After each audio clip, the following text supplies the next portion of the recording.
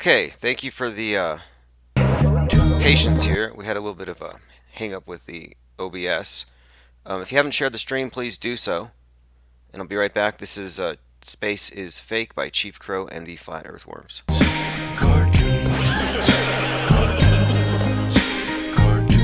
Deep over my bubble.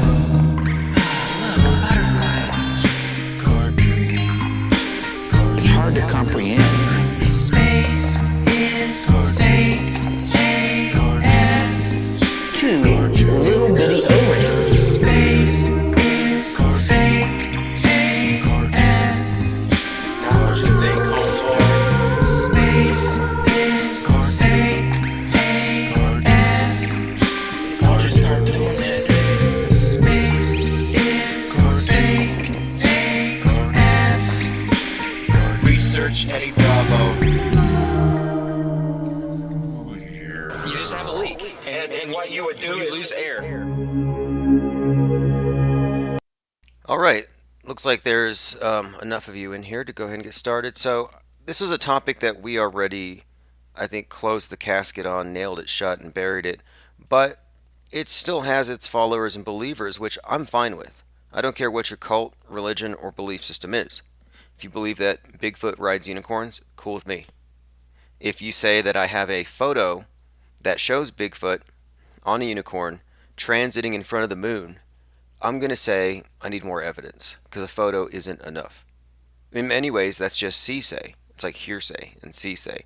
And when you're dealing with a highly visually illiterate society, see-say matters. It matters when people can't tell the difference between real and fake. We have many examples of people like Joe Rogan who gets puzzled as to why the cars that he thinks are real are fake and the rockets that he thinks are real are, or it's CGI. And then he says, well, is that CGI? Well, no, that one's real, but that one's fake. And he's scratching his head. And they're like, we're sorry to break it to you, Joe, but that car doesn't exist in reality. Or, yes, Joe, that rocket is real. I mean, I see Joe Rogan as extremely confused. He's totally confused. He's mandoozled. And that's the cognitive dissonance that most people manage to keep buried. It's beneath the surface, but you're all going through it. When someone lies to your face and you know that they're lying, but you don't have a choice but to agree with it, otherwise you endure more confusion, people tend to just go with whatever is comfortable. And this is the reason why the Mandela effect is so popular, is that it's playing upon your own mind and how it works. And one of the mechanisms in your mind is this experience of cognitive dissonance, when you get some idea that is incongruous with your reality in a way that confuses you. So, for example, you get lost on the way to a friend's house and you think, I swore I thought it was the second left turn. There's a sense of confusion, and as soon as you get yourself back on the right path and you see a familiar landmark, then you experience cognitive harmony and you get this aha and you feel like, okay, everything's fine. But the world seems very sinister and dark and confusing when you're lost. And this confusion and this tendency to have this pain associated with confusion and a desire to have it rectified and to be unconfused ASAP is what is played upon by the Mandela pushers. So what the Mandela pushers do is they say Jif or Jiffy. Well, you don't know. You don't remember. You remember, was it Skip or Skippy, Jif or Jiffy? It's just a peanut butter brand. It wasn't the focal point of your day. So they ask you a question. It's so simple, you ought to know. And if you don't know, then what's wrong? Is your memory screwed up? So what will happen is, it's kind of like when you take a multiple choice test and you know 80% of the answers and you kind of guesstimate the last few. Well, where do you come up with your estimations, your guesses? You do by what feels right. You go by what seems right at the moment. And it's mostly a matter of feeling and intuition based on foggy recollections. Like maybe the teacher talked about this on that day, and so you kind of process eliminate until you can nail it. And once you nail it and you're confident, you mark it in the box, then you can walk away feeling like you scored an A+. And then you get your grades back and it was a C. Maybe even worse. And what this shows you here is that when you commit to an answer, It's almost the same process as learning an answer or memorizing it. Like you're actually creating the memory, you're anchoring it. So they'll say, what was your anchoring memory when you first remembered Berenstain Bears? And then you talk about it.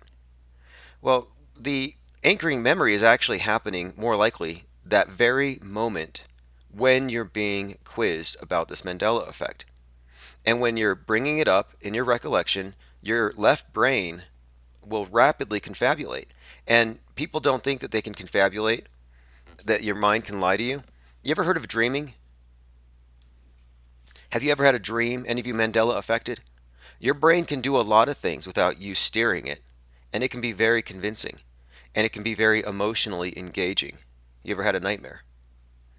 So, my point is, you're engaging the same wetware when you're remembering as when you're dreaming or you're imagining. And so, what they're doing is they're writing a script for you, they're creating a memory under the guise of prompting a recollection. And so that's the main thing they miss. You Mendoozled people are not recollecting. You're confabulating with the assistance of an interrogator. This is called interrogator bias. I studied this before when I took it wasn't a course, but I was a volunteer, a guinea pig for a group of students who were learning how to use the polygraph. And it was at this time that I learned about interrogation, and I was given a line to read, and then they would ascertain whether I was telling the truth. But this is one of the criticisms I have for these mass school shootings. When they're covered by the news media, I have to always ask, why are these kids talking to the press? Haven't they done their police reports yet? Haven't they been interrogated by the cops? Because you want to get a conviction, don't you? And why would you want to weaken your case for a conviction by putting all these various storylines out there that don't make sense, that seem fuzzy and confusing, and don't necessarily protect the victims? Like if you're a witness to a crime, I kind of think you shouldn't be putting your face on the news. What if Nick Cruz got free because of what some of these witnesses said? Like the one who said, like there was a blonde girl leaving Parkland who said that she was with the shooter when the shooting happened. She said this. She's like, yeah, we heard the gunshots, and I laughed at him and said, hey, Nick, I thought it would have been you if anybody was going to shoot up a school. Like she had a joke. So I'm hearing this, and I'm like, wait, that's an alibi. So hypothetically, he could be set free based on that. And then he can look at the news and say, okay, well, this is the kid that ratted on me. This is the one who built a political career based on bashing me. And these ones said they wanted me to get the electric chair. And he could go have his revenge. Moreover, if you're a minor, you wouldn't be talking to the news if your parents didn't sign a waiver. My point in bringing this up is eyewitness testimony is important. It's crucial, and it can be compromised very easily. And so what I'm suggesting here is that the Mandela affected are underestimating how malleable your recollections actually are. And they'll say, "Oh, I have perfect memories," but then the next moment, like, "We'll give out the number so that people can call in and tell us their Mandela effects." I can't remember the number. What do you mean you can't remember the phone number? It's your radio show. If you can't remember the number of your radio show, then why should I trust your recollection as to whether it was Jiffy or Jiff? Thirst for Truth says, you might be able to brainwash your listeners, but you're not fooling me, Stavely. Mandela effect is a buffet of broken memories and everybody knows. Yeah, this is where I have a problem with it, is that it is based on logical fallacies, such as arguments from everybody knows. So if you're going to say everybody knows the Mandela effect is real because of this, then I can counter with, well, everybody knows the earth is a ball because of this. And at least with the ball, you can point to a globe and you can point to photos. Whether or not you accept them to be real, they have, quote, evidence. The Mandela affected have no evidence. And as Christopher Hitchens said, and this is Hitchens' razor, that which is posited with no evidence can be dismissed with no evidence. So we can already dismiss it. Linda Curtis says the Mandoozled probably couldn't pick Ed McMahon from a lineup because he changed. Well, so I've been doing a little bit. Oh, by the way, this is the 237th live stream of the year. 237th. And this is all because of, and look, I've been censored in a way where I had people filing false copyright strikes and they shut down our channel. We're up, this is like channel 69. But at this point, it's still going because of the people who like this platform, like to call in, and like the fact that we call out the false flags as hoaxes to hide the real hoaxes, the real true fake news that they cloak behind these narratives. We don't really pull any punches when it comes to exposing these hoaxes, especially when it comes to being politically correct about it, which is how they contain it. So this is 100% listener supported. This is a collective effort. It's actually a think tank, not a community, not a cult. I mean, a cult to me is more like, I mean, the term cult has been associated with an echo chamber where nobody gets in, nobody gets out, all the info comes from one source. But no, we get our sources from everyone who's here. Everybody who's part of the think tank pitches in. They drop links, they give us our ideas, commentary, and so we've had a robust think tank, and it's been rolling for 3 years now. And it's the same core people because we stuck to the same core principle, which and we haven't deviated. So 2020, we're going to be elucidating some of these principles. I think we want to make clear, like we did after Parkland and Starman, that if you can't see through the fake news on the ground as well as you can see through the fake news in space, then you're not a truther.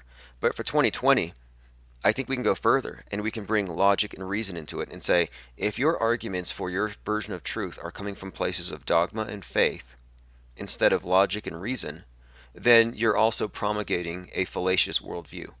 And that's really what we're trying to get away from religion. Regimented false worldview. That's what for many brought them into this flat earth topic. They find out that everything you know about the world is a lie. Well, Orwell talked about this, about the oligarchs, how they're heavily invested in imposing a false worldview of the people they control. And why wouldn't they? If they can convince you that there's an imminent nuke attack, they can get you on your knees, under your desk. If they can convince you that there's a terror attack or a school shooter attack, you'll give up all kinds of liberties for your security. They know it. It works. Climate change is advancing all of the goals that were supposed to be achieved with the 9/11 attack. They're actually advancing a police state and a propertyless slave state for you on the basis of saving the planet. The Pentagon considers climate change to be a national security risk. And they act like they're ignorant about the fact that the climate change hoax is pseudoscience being used to advance statism or communism, whatever you want to call it. They act like they're oblivious to it. Sort of like the NRA acts like they're oblivious to the PSYOPs and that it's all about the gun grabs, but we got to make principled arguments for self-defense. No, if the NRA wasn't controlled opposition to the Second Amendment, they would have called out the one in Connecticut. They would have called out the ones at these movie theaters, the mall shootings. The NRA wouldn't let these psyops get passed off as real. You think the NRA is unaware? So, anyway, this is stream number 237. It might even be more than that. This is just the ones that they tracked on that particular app. I haven't always been live on all of my live streams. Sometimes we just go in Discord. Okay, so I have a few other things I want to go over. So let me just start with this. So last night I was watching a live stream about myself and John LeBon, and this was their reaction more or less to this was this was Brian Stavely and Karen B's reaction to myself and John talking about the Mandela effect, among other things. So I watched it because I was like interested more or less to see, well, what are they going to say to refute it? Because I'm waiting for a refutation using logic and reason, and all we get are ad hominem attacks. It's like these are the same people who are like tired of being called flat tards or Bigfoot boofers because of their beliefs. And yet, if you don't believe in the Mandela effect, they call you all sorts of names if they don't threaten you outright. Raise your hand if Brian or Karen have threatened your life. Okay, I see Zoom Truth there. Oh, they threatened to cut you up. Okay, and her friends hacked your computer. Yeah, I'm raising my hand because, well, I don't know. I'm kind of confused, and I think Brian's conflicted, and we'll get into this. Because yes, he is making violent threats towards me. Brian says if he sees me in person, he's going to f me up. So I'm like, well, just because I don't believe that Ed McMahon used to hand out checks, it's like the adult equivalent of Santa Claus. He's not going to come bring you checks no matter how hard you believe in the Mandela effect. No, if we all just believe in the Mandela effect and accept it, we can go in the universe where Ed McMahon hands out checks, and once a month he'll hand everybody a $1,000 check, signed by Andrew Wang, like a living wage thing or something. Commenter says, I couldn't stand it. I was in the chat for 2 minutes. Too much hate. Oh, yeah, it was very toxic. So, as I said before, this whole Mandela effect has already been exposed as a psyop, and I'll get into that later. But mainly it's this. They can't deal with criticism or skepticism. And so what they've done is they've basically told their group, don't listen to anyone who doesn't agree with us. They were taking calls. One caller didn't agree. He thought, why only two options? Like, here's my question. Why is it Jif or Jiffy? How come there's not a third option? Like, I thought it was Jiffed. Who else here thought it was Jiffed? Like with an ED? I was like, oh, Jiffed peanut butter used to be Jif? No, it's Jiffy. No, I thought it was Jiffed. Well, that's not a Mandela effect. Well, how do you know? Like, who decides what is and what isn't a Mandela effect? Glenn Clark says, Carla blue pilled, threatened me, death threatened me, all paper tiger like. Oh, yeah, they definitely want to basically mass murder the non believers. So listen to this. And this was called Dinosaurs and Solar Eclipses, a bromance formed to debunk the Mandela effect. Now, it's noteworthy here. First of all, this is the main thing to point out because I'm not at all whatsoever offended. What I saw here was these two adults stooping to the level of schoolyard bullies. So it's noteworthy that they have no refutation to the other 8 explanations for the Mandela effect. And there are many explanations for the effect. This is certainly one of the most toxic and lowbrow hangouts I ever endured. And for the third time, Karen B attacked me for writing books, such as this one, Mandoozled, The Mandela Effect Debunked, which you can read free at the link below. If you like the book, give it a thumbs up, give it a rating, share it, and know that I am being criticized rather, for writing books for money. And you'll also know that this is on Smashwords, which is payment is optional. You can read it free. Basically most people do, but 1 in 10 will pay a paperback price for it, compensates for it. But it's not easy, but it's very possible for writers to make a living, or at least to augment your living with a steady royalty stream. And I don't see anything wrong with it. I can usually pay my internet bill with ebooks, and so I'm being called some type of a criminal for it. Brian is clearly triggered that we promote our paid platforms, and he's hostile. And he called me a paid shill. If I was a paid shill, why would I be writing books? Why would I be selling art? Unless that's all to cover up the fact that I'm a paid shill. Okay, so now Brian's threats directed at me were preceded by sex talk. I'll get into that in a minute. I considered flagging the video, but I decided instead to kind of analyze it and figure out, well, why are they so defensive? And I think I know why. When a religion has been discredited, when a cult has been discredited, when any kind of ideology has been basically debunked, it pretty much just gets relegated to the dustbin of history. It becomes fantasy. What's the difference between mythology and theology? Theology are the gods they still believe in. Mythology are the ones that have been basically censored, destroyed, or forgotten. In the future, Christianity will be regarded as mythology. Like it or not. It's not going to become any realer. That's just how it works. So, what we are seeing here is, Bigfoot is a cryptozoological thing, but it's pretty much a myth. And we know this. The environment that it would live in doesn't support it. There's no evidence, so they turn him into this kind of a fantasy where, well, now Bigfoot's not physical. He only manifests to you if you're ready to receive him. And then you have some people, and I'm not sure if it's lying or self deception, but, since they are naming and shaming, we have to kind of respond to their accusations. And I'm asserting here that the Mandela affected and the Bigfoot believers are feeling very insecure and threatened by the skepticism, which they're not ready for. And so Bigfoot, Mandela effect are actually mythological creations. There's no evidence. That's the bottom line. There's no evidence. And so she says, I'm a knower in Bigfoot, not a believer.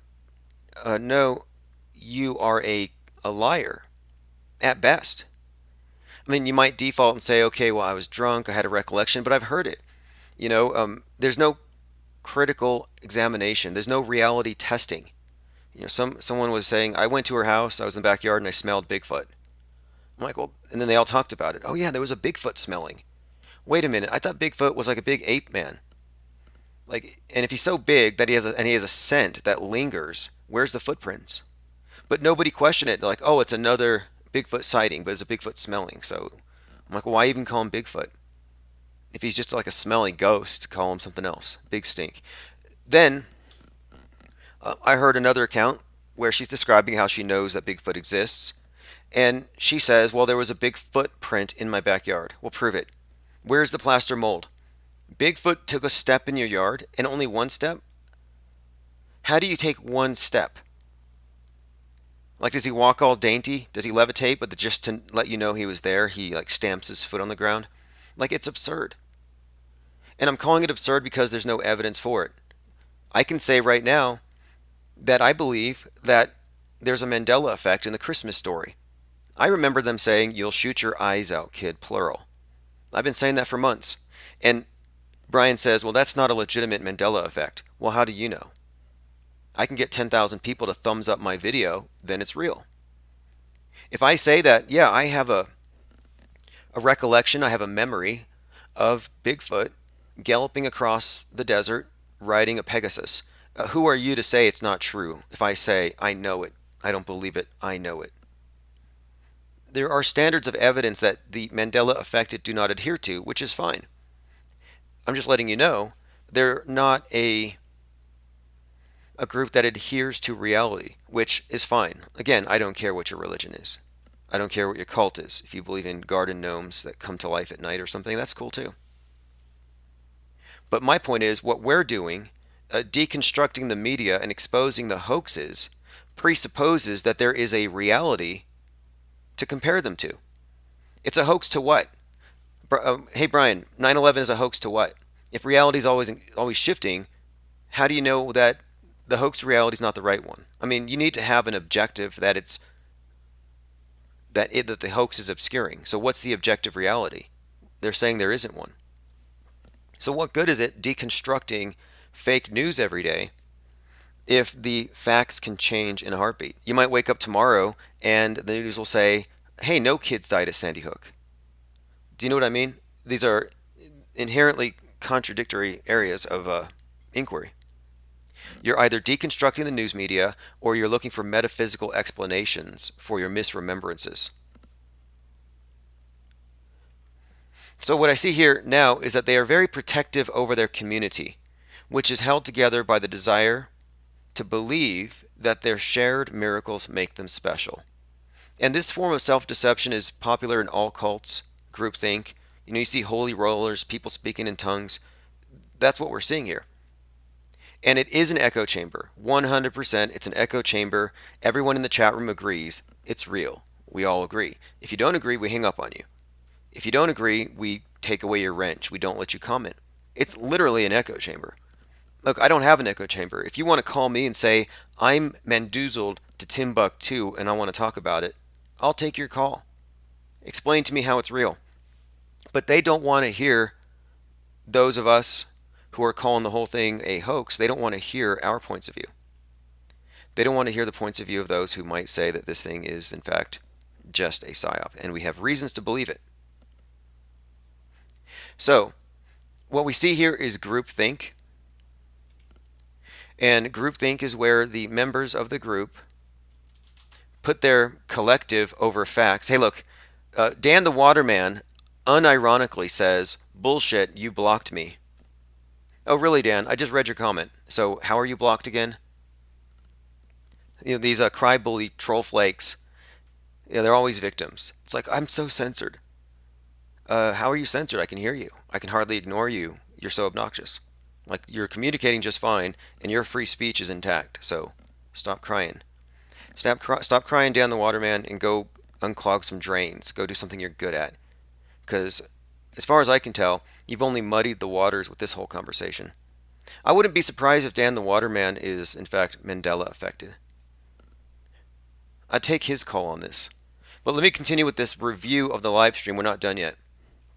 So we see group think, where members of the group are now putting their collective over facts. And I mean it.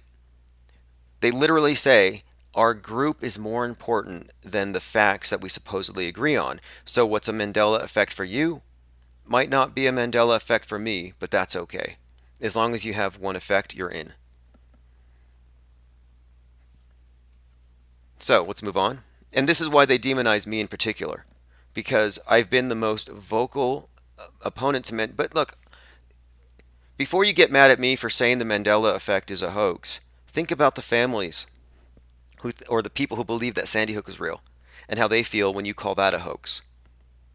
See, all we're doing is pointing out facts. I'm auto-hoaxing your belief. And what you're doing is you're an auto-believer, and you're finding that your emotionally held belief system doesn't stand up to skepticism, basic skepticism. So clearly they're miffed because now we've debunked it, and it's just another one of these side notes in history. There's not going to be another generation of Mandela affected. I mean, how would that work? Maybe you have a conference, a few of you, mingle, and then next year you have second generation Mandela affectees at next year's conference, and then you raise them to believe, and then it's like 2080, and then these you have this family and they're telling their kids, oh yeah, great great great grandfather Stavely didn't believe it was Berenstain. He said it was Berenstein, and that's how we know we're descended from people who came from a parallel universe. Like, is it going to be passed on? I don't think so. And I have a lot of ideas now about this thing now that I've been looking closely at it, as to how even the character of Nelson Mandela himself is in a way almost Christ-like. And what I mean is he was dead. Okay, so he was a dead guy. Everybody thought he was dead. He was in a jail. He died in jail. A sealed tomb, right? Kind of like Jesus. Oh, he was dead. We sealed the tomb. But then he comes back. It's like, how did he get out of jail? Wait, he's alive again. Oh yeah, he's always been alive. You see how that works? So I kind of think in a way we're dealing with a Christ-like proxy here.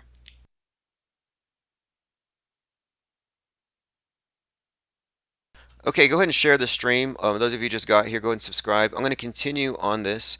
I have to respond to the mailman. They're picking up packages. So if you got copies of the Auto Hoaxer Handbook by joining Patreon, those are getting picked up right now, and they're going to be shipped out. So I'll be back in less than 3 minutes. So these guys, this group, they call themselves the Infinite Plane Society. Sometimes there's a lot of penguin usage, right? They actually know how to do spiritual warfare online. They're good at it. They're trained in it. IPS is just sharing the truth. Yeah, respect to the Infinite Plane Society. The Auto Hoaxer Revolution. Auto Hoaxer.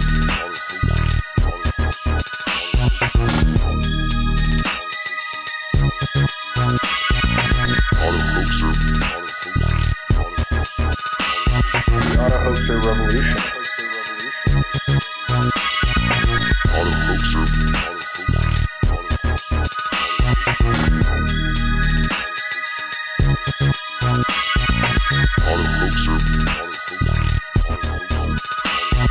The auto hoaxer revolution.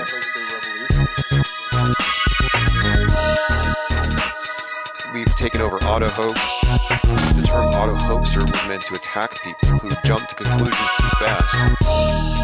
Until we realized that no, actually, we were right. We're going to do it this way.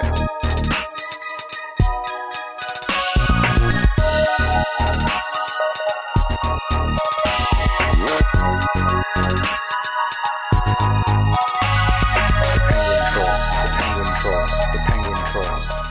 Okay, and if you didn't know, the voices in that song were supplied. Those are the voices of Johnny and Ronnie Laffenberg out there in Canada.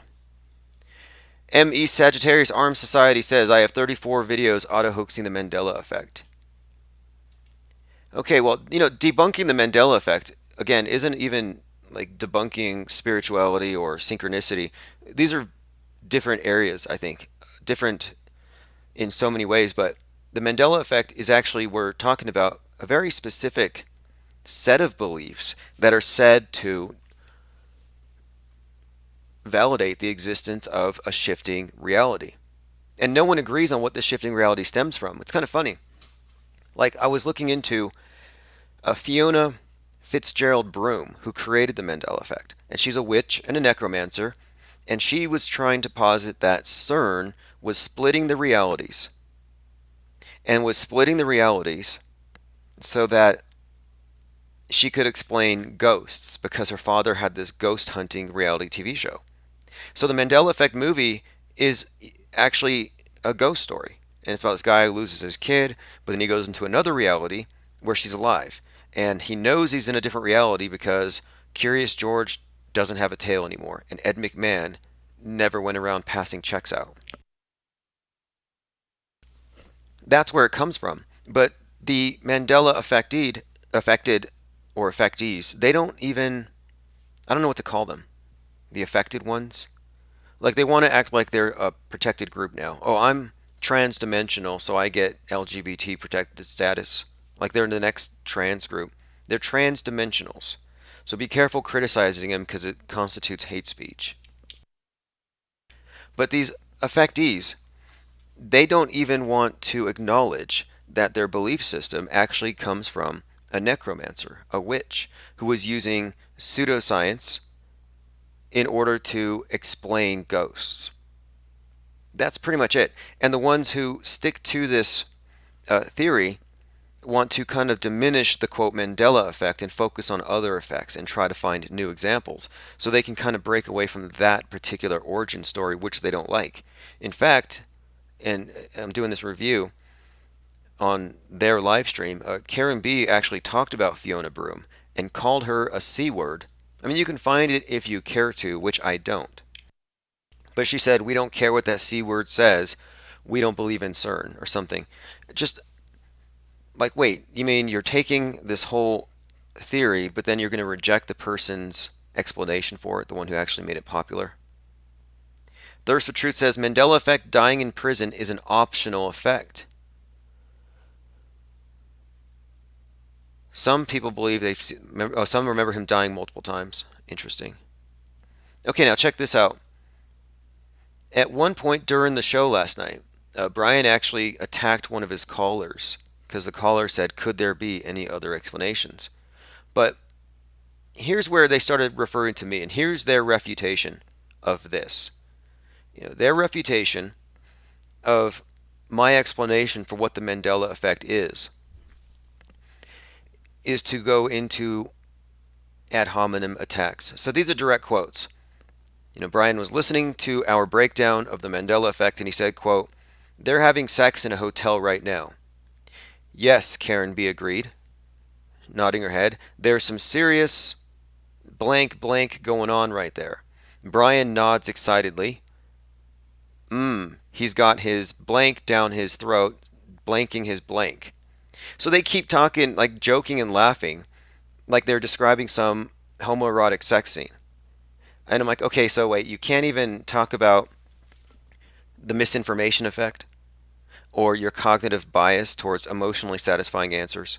You can't talk about how you're being short-circuited into manufacturing memories how your left brain confabulates. No, you've got to just start basically just throwing a bunch of ad hominem attacks. And so that's pretty bad at first. I'm like, okay, that's pretty bad. It's pretty gross. And then he says about me, if I saw that dude in the street, I'll beat the F out of him. So, okay. So your response to someone you disagree with is just to call them gay and to beat them up. I get it. Anyway, they took a short break and then they played a rap song. And in the rap song, there were some lyrics, and these were easy to catch. When a rapper is really skilled, I find it kind of, it's like it takes time to memorize it.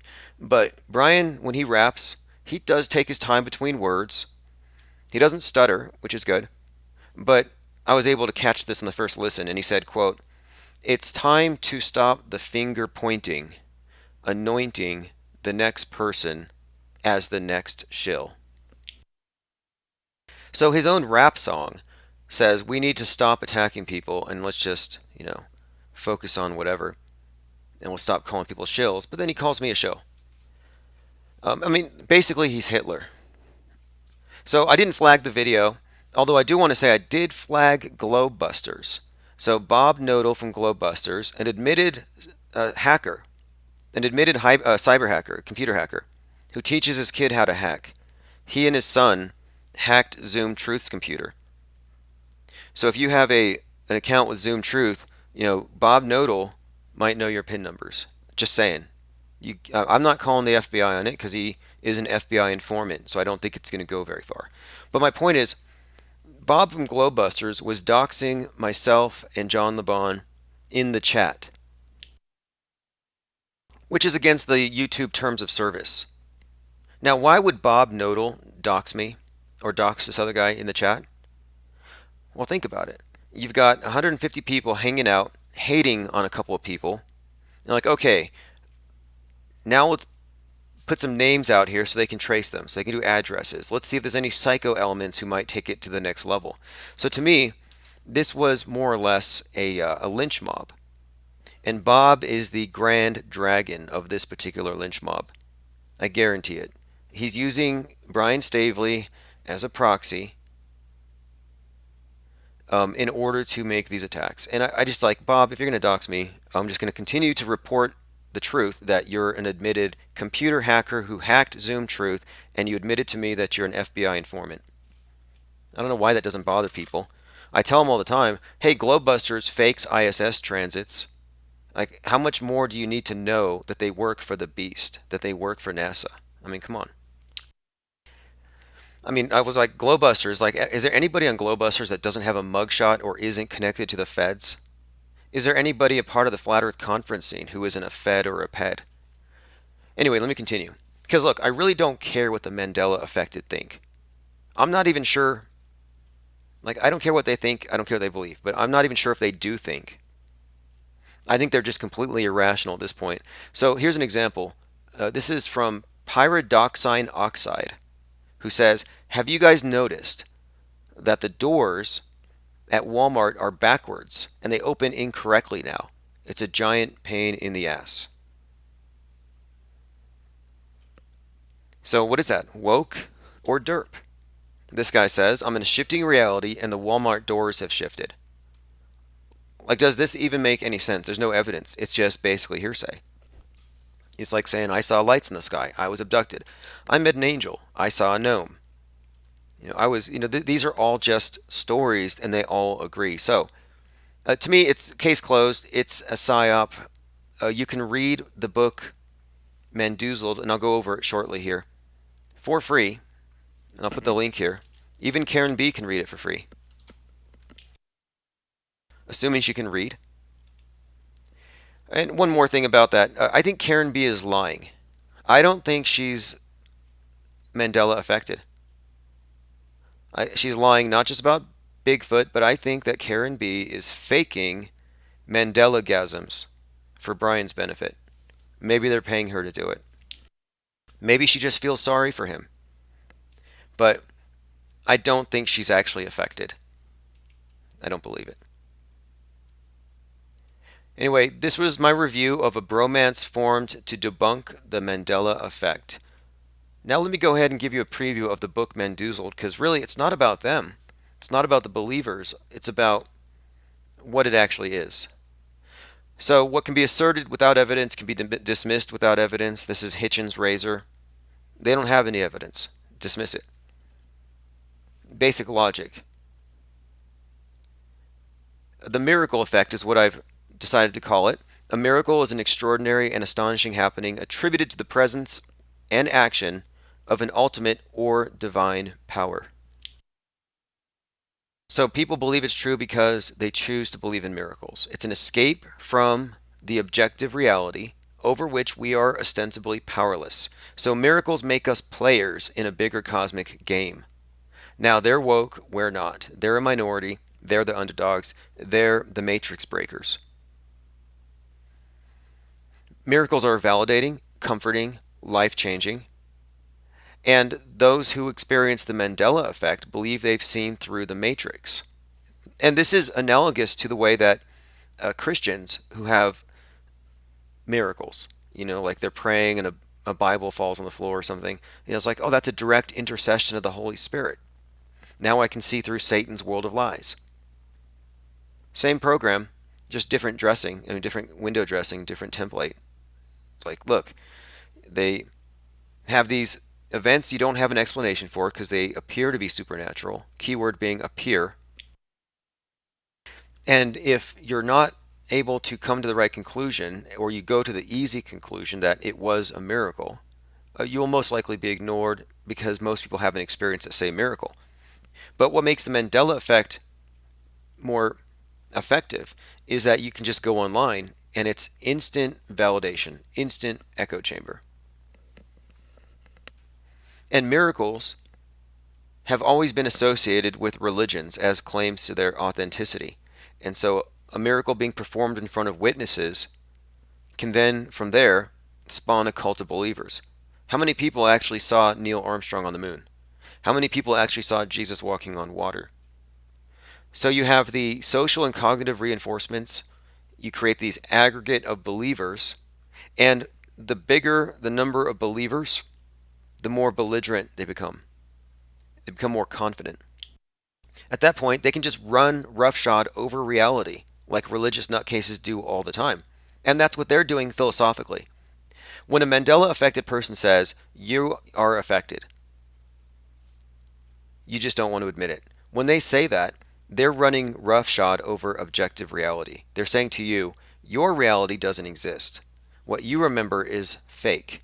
Everything changed, and you don't know it. And this is no different than a Christian with a end is near sign on a street corner saying, you're all just deceived. You're all fools. I have the truth. Same thing. So what causes the Mandela effect? And this is the next part in the book, Mendoozled. It's caused by faulty eyewitness testimony influenced by the suggestions of the person who is pointing out the supposed discrepancy. And that would be your interrogator. It's not a paradigm-shattering revelation. It only appears that way to those who are affected. And then what's more, and this is one of the things that the internet facilitates, a million people misremembering can add the illusion of credibility. It only takes a fraction of the population to misremember it for a viral video to get a great show of support. So it looks like a lot of people, are thumbing it up. A lot of people are in agreement with it. And they also mistake consensus agreement for truth. The Innocence Project determined that 75% of DNA exoneration cases had occurred due to inaccurate eyewitness testimony. So if you want to believe in infallible eyewitness testimony, you better hope you're never falsely accused of a crime. The presumption of innocence, that whole principle is there because you got to have proof. And this is because it's well known, it's well established that eyewitness testimony is far from reliable.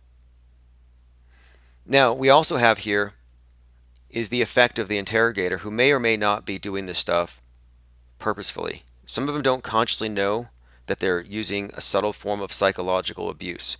Yes, Brian Stavely is psychologically abusing you when he tells you it's this or that, or you fall in this category of NPC/zombie.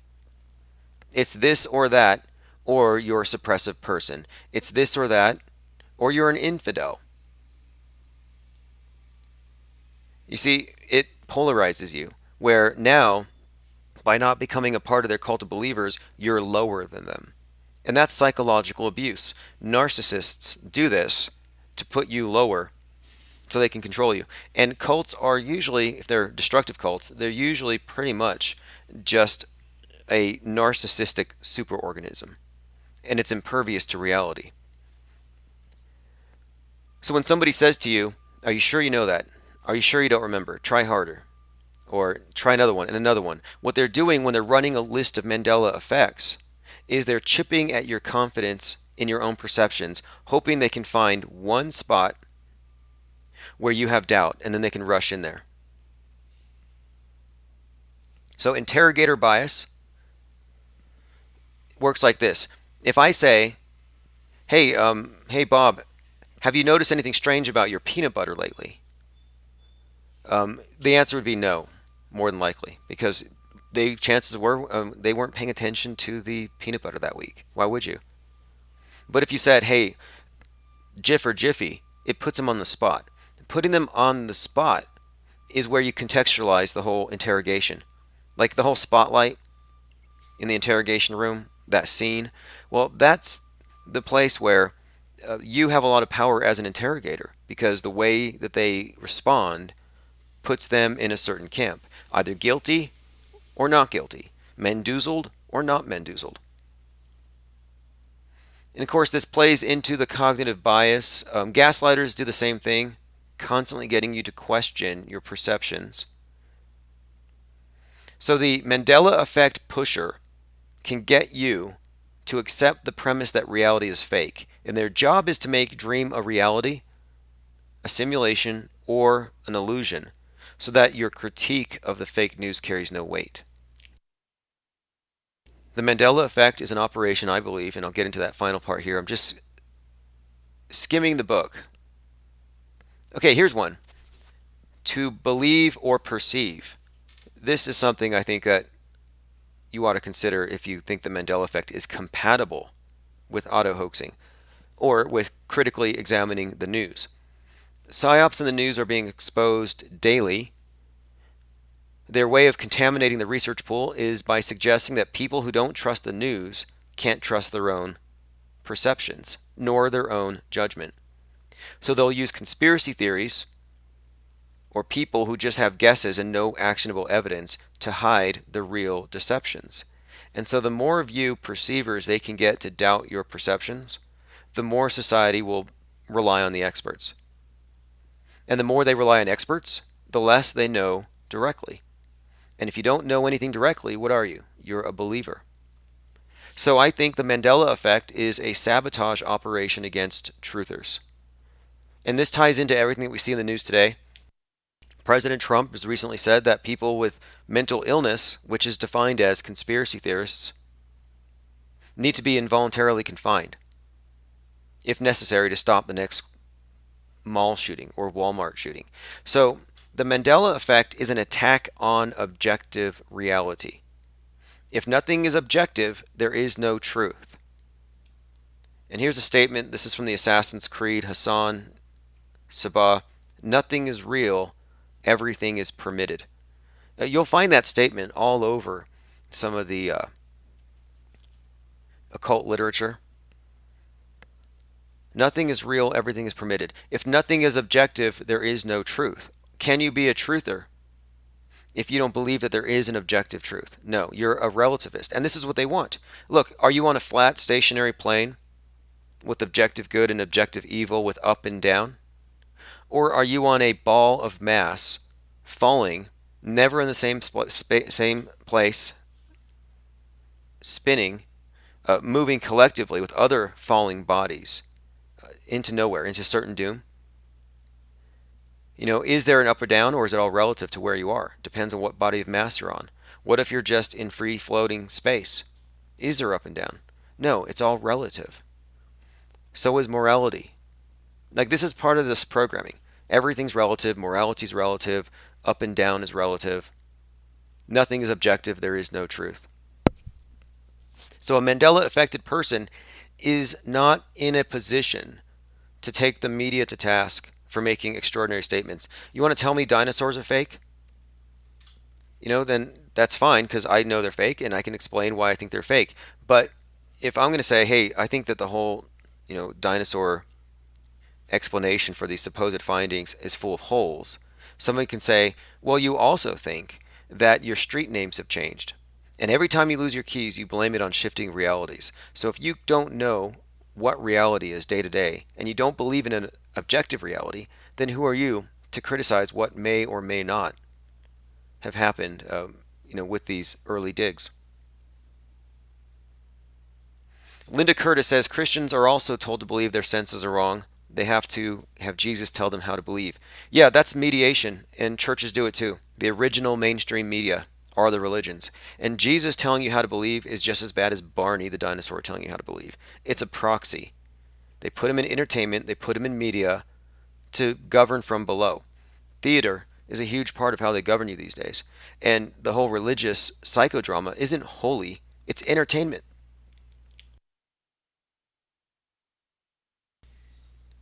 And of course, the idea of Jesus as the ideal citizen really stems from Plato and his concept of the ideal citizen, who he described as ascetic, someone who wasn't really worldly, someone who thought about the collective first, someone who was altruistic. So the Jesus is actually based on a template of the perfect citizen. Infinite Jack says some might be remembering Jiffy popcorn or the Jiffy Lube motor oil brand, or I'll be there in a Jiffy catchphrase. Yeah, it could be. That's the thing though.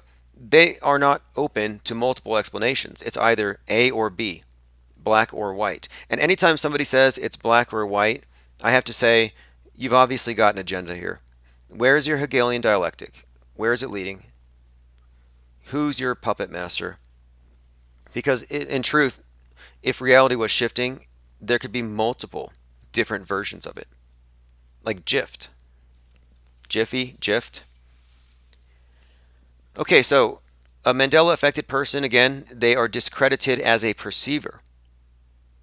And also they're admitting something here. Like every time you say I'm Mandela affected and this is how, what you're actually saying is I cannot extricate myself from an emotional attachment to a wrong answer.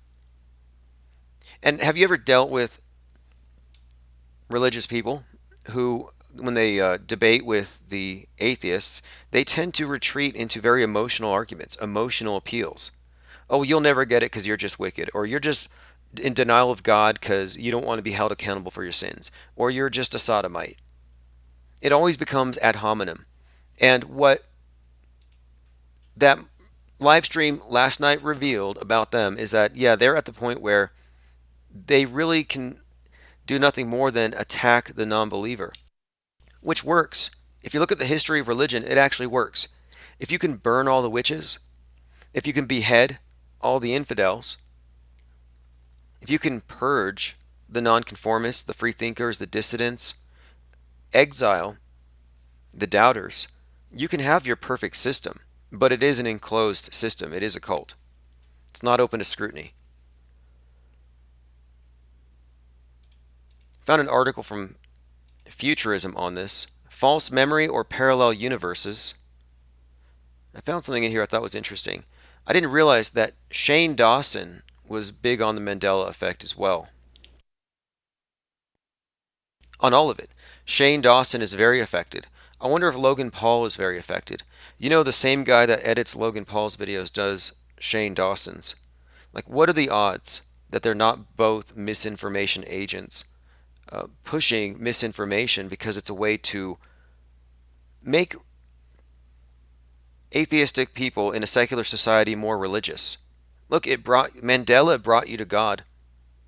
I have I have a lot of direct quotes. One of them was, "You're affected. Welcome to the spiritual awakening, baby."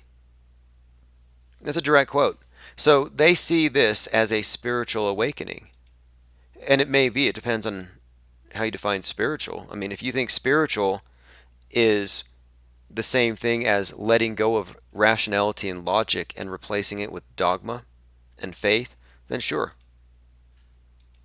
Is it a good thing? So this is I was talking a minute ago about how if you guys want to purify your world, you just have to start hanging the non-believers. And here's Brian Stavely.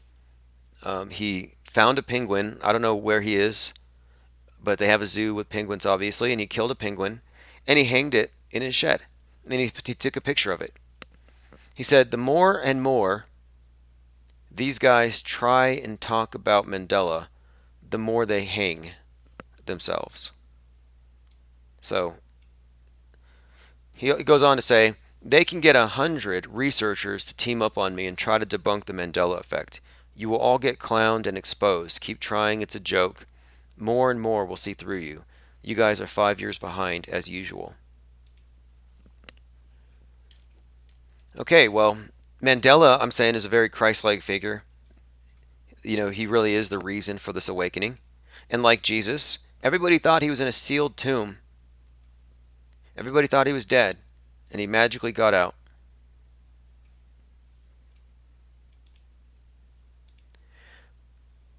Now, I want to show you this. This is Mirage Men. Everyone needs to watch this movie, Mirage Men, because this describes how the intelligence agencies have been sowing conspiracy theories for decades. And they do it on purpose. And the reason why they do it is to control all narratives at all times. So there's a guy who lives just a few miles from where I live. And he's dead now. But his house is right up there. I saw the video, the documentary, and I could see where he was looking from. So he had a good view of Kirtland Air Force Base, and he was reporting to his UFO community about these strange craft that he saw coming from the Air Force Base. So the Air Force sends the NSA into a house across the street, and they started beaming signals to the guy. Signals from aliens from another planet that had run out of water, and they were coming here to take over the Earth. So this guy learns about underground bases where there are alien-human hybrids and this war going on beneath our feet. Well, it turns out this was all science fiction paid for and actually beamed to this guy's house, or telegraphed to this guy. He was receiving these signals thinking they were from a different solar system, but it was coming from the Air Force, from the Air Force base down the street. So what is the Air Force doing, messing with this guy's mind? Well, they sent agents into his life to become his friend. And these friends helped him build a community of UFO believers. And the UFO believing community grew. And the misinformation agent who's talking about this stuff and describing how he messed with this guy's mind, this guy who's now dead, he's saying, well, a lot of the people who came to our conferences had their own stories about abductions and sightings. And he's like, these people are so gullible. Because he's the one who knew that he was just promulgating bullshit for the Air Force. And he has people actually bringing their own. It's a bring your own bullshit party. Sounds like the Mandela effect. So, the guy who believed in this, these transmissions, and who was actually getting leaked documents from the Air Force through this proxy, through this agent, he was pretty much spellbound. He was sold for life. So he's a dupe, a useful idiot. So they use him to get all the UFO people to come out and go to conferences. And you know what they use the conferences for? For spying. Every person who went to the UFO conference thinking that these misinformation lines were real had pretty much given themselves over to the Air Force to study. So listen to this. This is Mirage Men.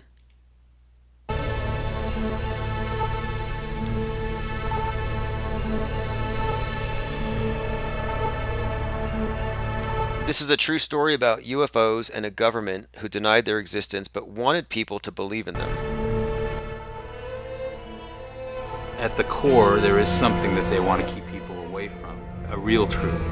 Back in the early 80s, it was my job to confuse the UFO community. And it was very easy to convince Paul. Paul was a... So this is Richard C. Doty, former U.S. Air Force Special Agent. His job was to confuse the UFO community. So, what I'm suggesting here is that if they put people here to confuse the UFO community, don't you think they would put people here to confuse the auto hoax, the media critics, the ones calling out the hoaxes and the fakes on the nightly news or in the space agency's footage? Those of us who are questioning not just the moon landing but the space station, what better way to poison the well than to have these agents come in? Like, I mean, are we looking at Mark Sargent, Air Force Special Agent, or is it just some regular guy? I don't know. But after watching this documentary and knowing what I know about some of these people, it just wouldn't surprise me.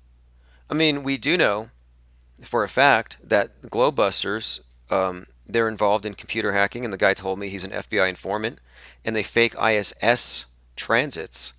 So if that doesn't sound like intelligence to you, I don't know what would. Anyway, listen to this again. Use the UFO community. And it was very easy to convince Paul. Paul was a World War II veteran. He's very patriotic. He always flew his flag. Those type of people you can convince that, listen, you can't tell anybody else about this because this, you could get in the wrong hands. So this is how they nullified him too. You can't talk about this to anybody else. Can't let the info get into the wrong hands. So they create a cult. It's called Mirage Men. And one other point, these are state-sanctioned COINTELPRO operations. And if this is like 20 or 30 years ago, they're putting some guy through hell. He ends up in a mental home. But they basically, the NSA bought a house across from his street and set up base. So look at this. This is from Scientific American. How disinformation hacks your brain. The digital age has heightened our vulnerability to falsehood. Recognizing such weaknesses will help you guard against them. So one thing I think that they're doing here with the Mendoza effect is they're trying to say, hey, look, these people are Mendozled. And that's because we haven't done a good enough job censoring the internet. They're going to look at this as some type of mass poisoning, like toxic information, bad virility. These are their terms.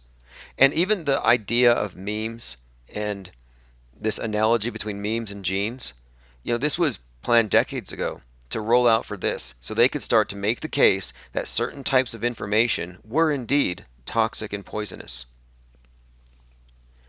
Shizzle says Mark Sargent has no proof to his claims. Oh, you mean about the dome?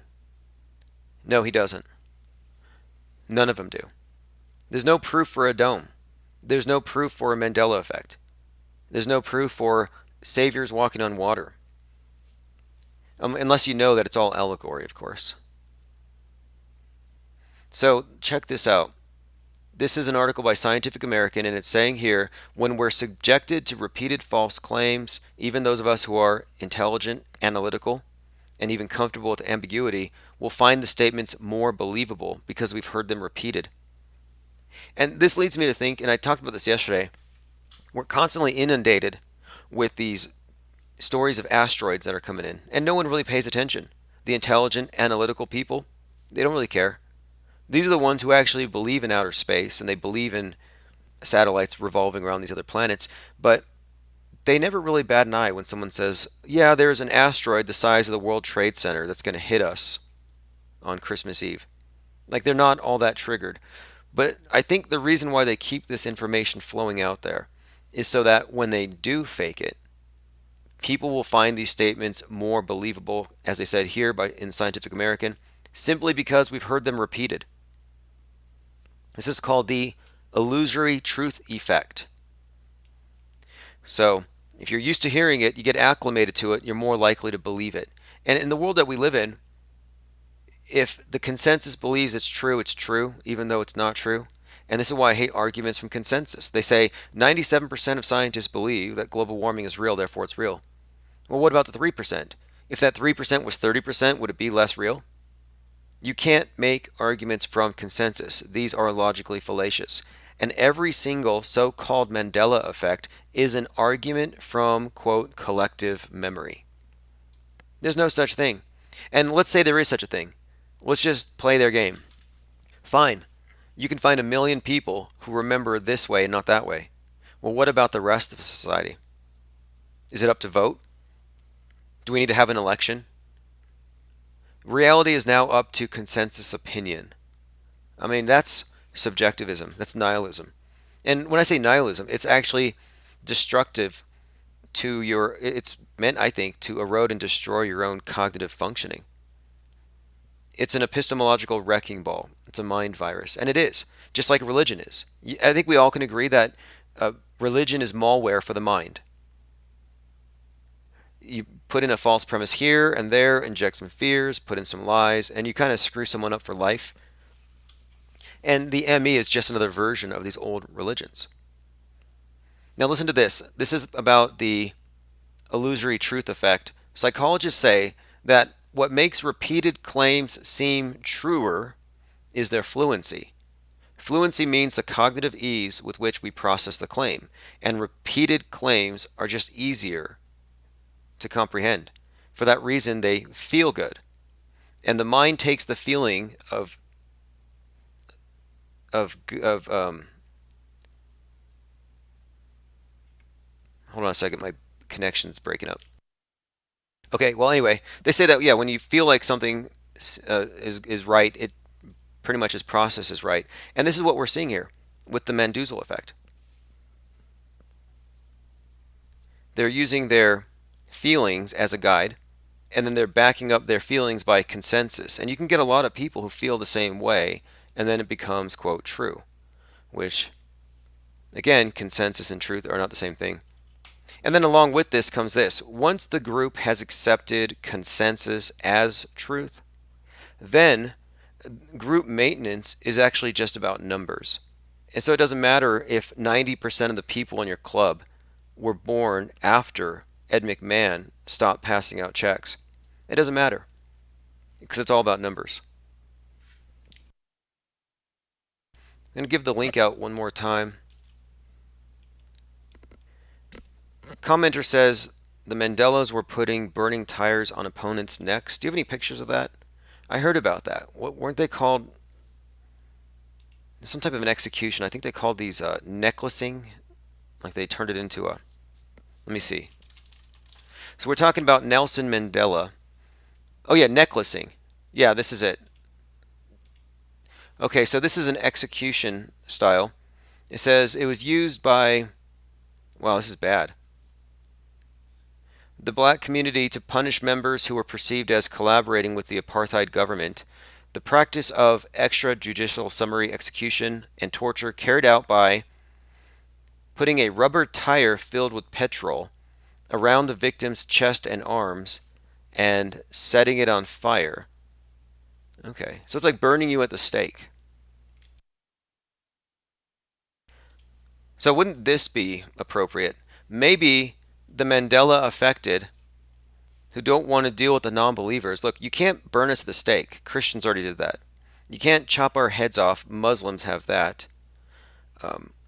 What's your thing? How are you going to execute the non-believers? Stoning? Nah, that's a little too Old Testament. How about this? What about necklacing? Make necklacing great for the Mandela affected. Bring it back. Take the non-believers, fill up a tire with petrol. Maybe you could start with me and John LeBon. Throw the tire around our arms and our upper body and then light it. It says 20 minutes, so it's not a fast death. It'll give me enough time to shout out a few refutations, try to make my case with logic before the smoke chokes me to death. I mean, he did say he wants to beat me up next time he sees me, so this is an open invitation. Brian Stavely and Karen B., if you guys want to try this method of silencing our criticisms and man, this is pretty bad. I'm not going to put too many of these pictures up because they are pretty bad. And Nelson Mandela did this. Speechless. The official Mandela brand necklacing kits includes genuine Mandela tire, gas can, and free 1-gallon coupon. Win a political argument every time. See, that's perfect. And this is what we're ultimately looking at today. Ad hominem. You don't like the ideas, you got to shut the person up. Can't shut the person up legally. Maybe there are other ways to do it. You can see a pattern here. I was actually shut off of YouTube for all of 2018, and the way they did it is they filed DMCA copyright strikes saying that I was stealing content. I could be on a live stream like I am now, and I had people who would flag my videos until YouTube would take it down. And I was pretty much up to number, I think, 48 or 49 before I caught the guy who did it. And the way he was doing it is he downloaded one of our theme songs. He put the theme song on SoundCloud, claimed rights, and then used that as a basis for flagging my video. So I would be live. The initial opening track would already be flagged. And so it was just a matter of 30 minutes to an hour before they would take the channel down. So yeah, I dealt with censorship for some time. They usually try with social pressure, threats of exile, ostracism, name calling, which Stavely and his sidekick are good at. But yeah, this is the extreme though. At some point, you have to ask yourself, if you want your religion to be the dominant one, if you want to have the dominant paradigm, at some point you're going to have to purge. If your belief system is not palatable, or if it's unbelievable, or if it's truly and literally based on lies. So look, somebody says something extraordinary. At some point, you have to decide, is it a miracle or is it a lie? When is a miracle a lie? And who decides? When is a Bigfoot sighting a miracle? When is it a lie? When is God talking to me saying I need to do this or that? When is that a confabulation? I remember after the 9/11 attacks, George W. Bush was praying a lot, waiting for God, and then God would talk to him. And God talks to all these politicians and gives them guidance, if you want to believe it. And I'm looking at this as that's lying and it's pandering. It's absurd. But people take it seriously because it's like you're not allowed to criticize it. Well, I can criticize anything I want to. It's just a matter of, is it PC or not? And so right now it's PC to criticize Bigfoot believers. It's politically correct to criticize flat earthers, but it's not politically correct to say that people who believe in aliens are stupid. It's not PC to say that people who pray to Jesus or Muhammad are stupid. It's super subjective, is what I'm saying here. And in all cases, what they're ultimately doing is saying we cannot argue with them, so we resort to name calling.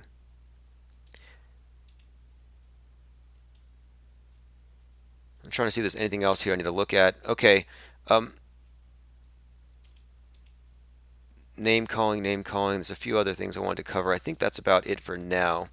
I did suggest that Brian Stavely clean up his language a lot because he was complaining about how mean the trolls are.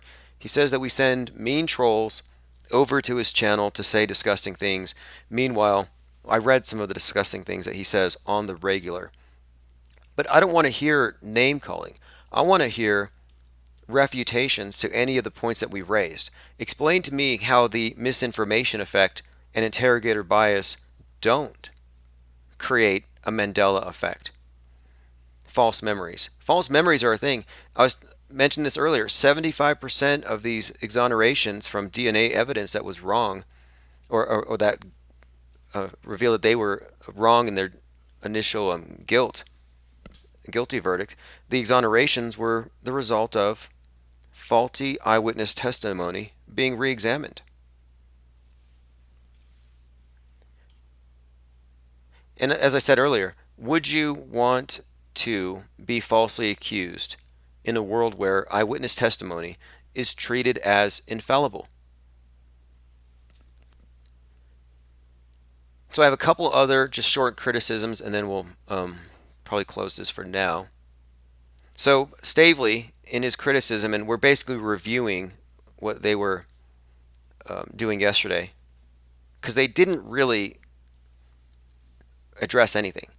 But what they pretty much made it clear to me last night was that they see this as a spiritual awakening, and I do think the Mandela effect does offer hope and salvation.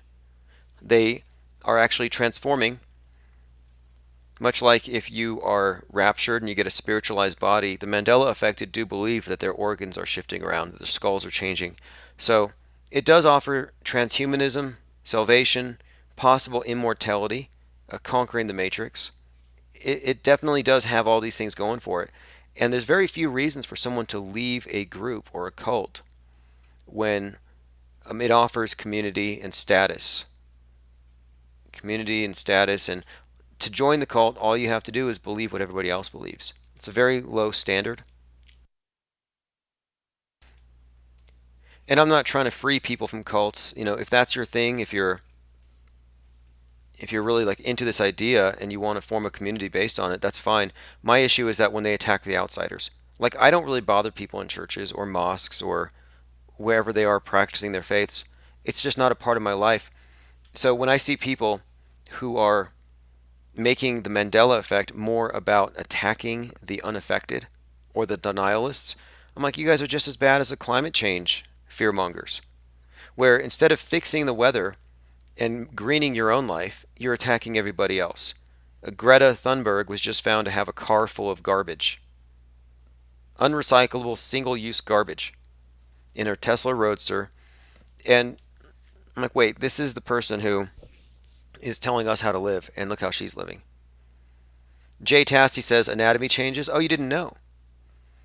Yeah, they believe that the heart has moved, that we've grown some more ribs, kidneys have moved, skull has changed, and we're more flexible than before.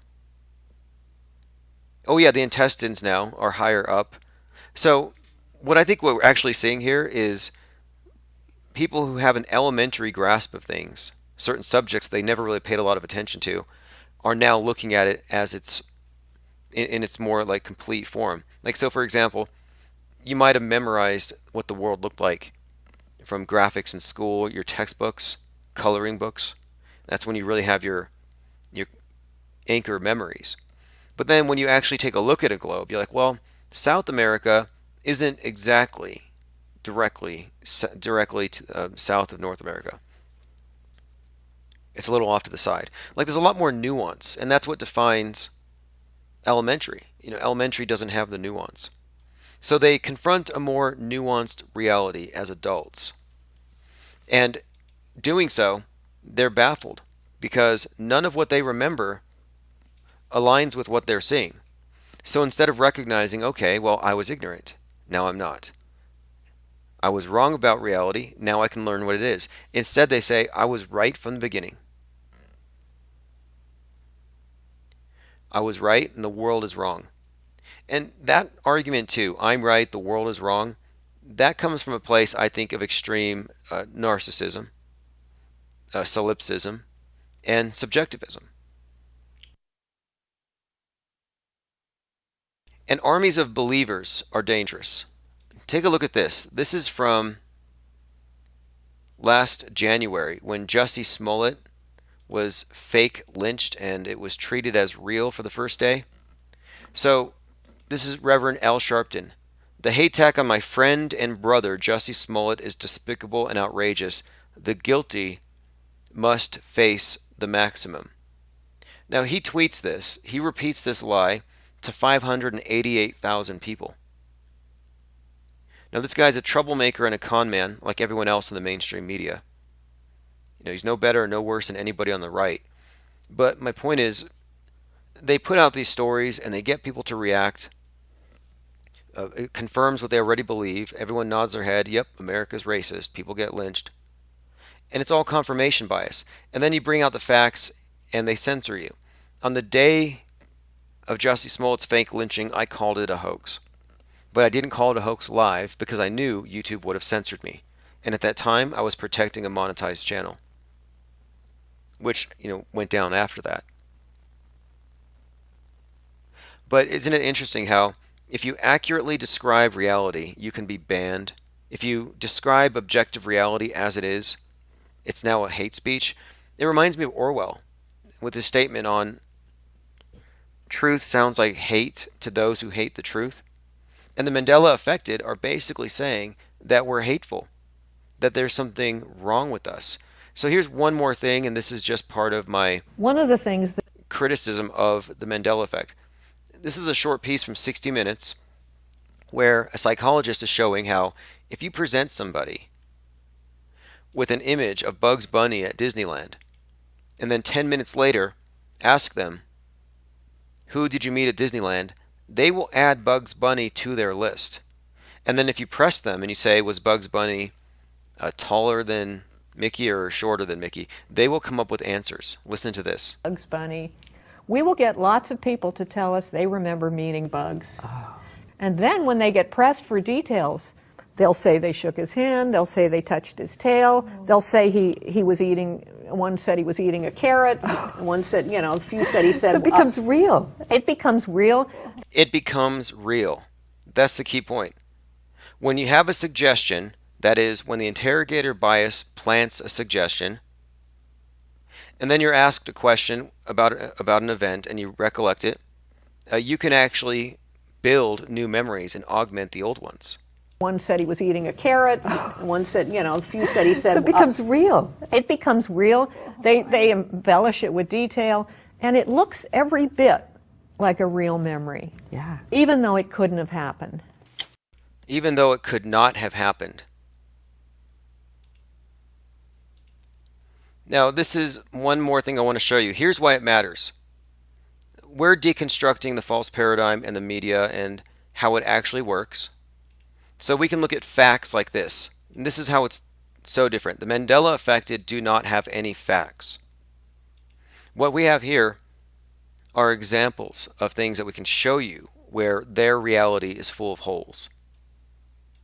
And the reality that's full of holes isn't your individual reality that's shifting or whatever. No, it's the false reality that they present us through the controlled media and every other outlet, including education and religion, history, all your indoctrinations, wherever it comes from, they're all reinforcing the same basic view. And so we do see legitimate glitches in this matrix. But if you point them out, they censor you. They block you. And that's because what we're pointing out is legitimate. Meanwhile, the Mandela effect is very popular. It's got a big movie about it. There's no movies about auto hoaxers. Now look at this here. This is a woman at the Orlando event. Here she is at Thousand Oaks, appropriately wearing a Disney shirt. And here she is protesting a right-wing author outside of a venue. But this same crisis actress has been identified at scene after scene after scene. Some of these are political events where she's protesting. Other times she's an aggrieved mother who's angry and won't take it anymore. She plays the same basic character. So I'm pointing at an example here from objective reality of mass manipulation, of consciousness, of perception, of theater being used in the nightly news to convince people that the world is a certain thing or a certain way when it's not. So if you've been following this channel or any other channel on auto hoaxing, you know who this person is. You've seen her. You've laughed at her performances because she's terrible. I mean, keeping up with the crisis actors is something we've had on for 2 years now. And these actresses and actors are terrible. They're not cut for Hollywood, so they get a job with the government, the Government Actors Guild. The gags is what we call them. So this gag here is busted. And this reveals just the architecture of the deception. But if I call this out, and I'm also mandoozled, my call out means nothing. My call out means nothing. What does it mean if I say the news is fake if I also say reality is fake? Here's the thing, and this is the bottom line. Reality is real, and the news is fake. The Mandela affected are contending that reality is fake. And you know what? There's a difference between objective reality, your subjective experience, and the one that we're told is objective when it's not. And that's what we're fine-tuning here. Okay, so I'm going to be back later on today to take calls. I have a few things I have to get done. I'm going to play Troll Flakes again just because there are so many of them. This is One-Eyed Jack and the Shells.